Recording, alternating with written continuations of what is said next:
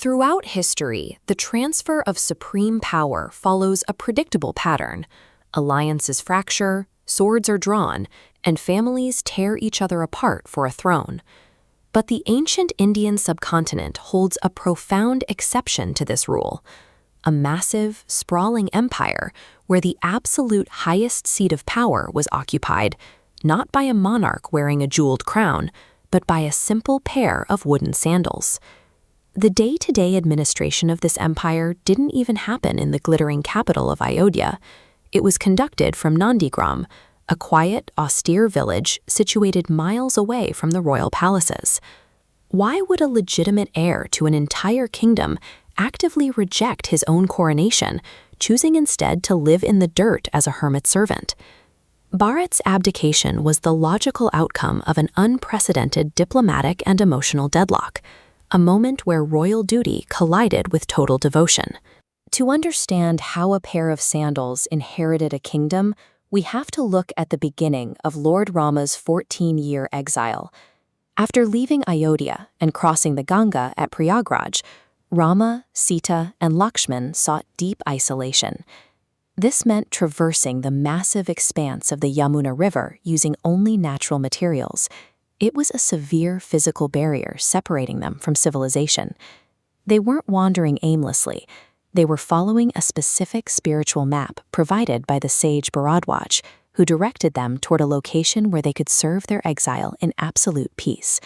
That destination was Chitrakoot. On the quiet banks of the Mandakini River, Lord Rama built his first Parnakuti, a humble hut of leaves and wood. But that carefully crafted sanctuary was about to be breached. A massive column of dust soon rose on the horizon, signaling that the entire royal army of Ayodhya had tracked them into the deep wilderness. Rama's attempt to quietly honor his father's decree had inadvertently drawn the entire weight of the state directly to his doorstep, setting up a confrontation between duty and love. Seeing the vast army approaching, Lakshman immediately raised his bow. He assumed the worst, that their brother Bharat had brought the military to eliminate them and secure his hold on Ayodhya's throne. Rama gently ordered him to lower his weapon. He knew that even if Bharat were offered the kingship of all three worlds, he could never be corrupted by power. This animated timeline tracks the astronomical calculations of the era, placing this gathering around the year 12,222 BCE. Zooming in on the geography, the map zeroes in on Kamadgiri Mountain in Chitrakoot, where the exiled prince and the reigning authority finally stood face to face. What followed is known as the Bharath Milap. It was a fierce ideological deadlock. Bharath begged his older brother to return and govern the empire. Rama steadfastly refused, insisting he must fulfill their father's vow of exile to uphold Dharma.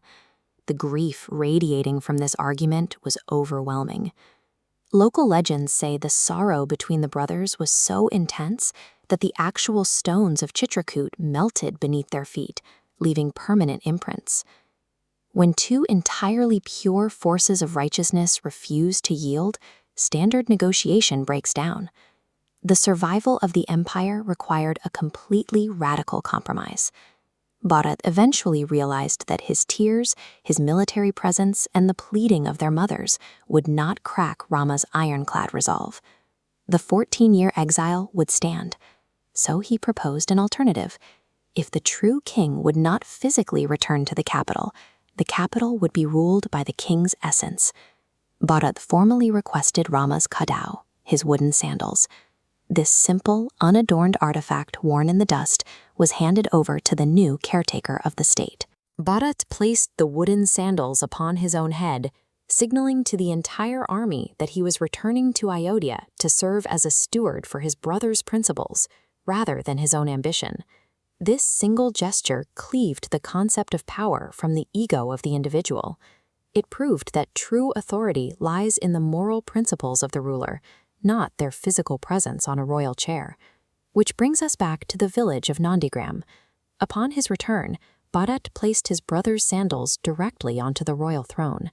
He refused to set foot inside the opulent palace, choosing instead to wear the rough clothes of a hermit, and governed a vast, wealthy empire for 14 years, simply as its servant. Archaeological surveys have mapped this era to the modern landscape, identifying over 200 distinct locations that correlate with the events of the Ramayana. The journey from the Yamuna to Chitrakoot reveals a blueprint for integrity, showing how a leader can navigate physical hardship and political pressure without sacrificing their core values. Have you ever visited the Weeping Stones of Chitrakoot or the village of Nandigram? Let us know your experience and write Jai Shri Ram down in the comments. And if you love exploring these deep geographical and spiritual histories, make sure to subscribe to Divya Drisha 18. In a world that routinely breaks families apart over the smallest fraction of wealth or status, the greatest empire in history was preserved by a man who actively refused to sit on its throne.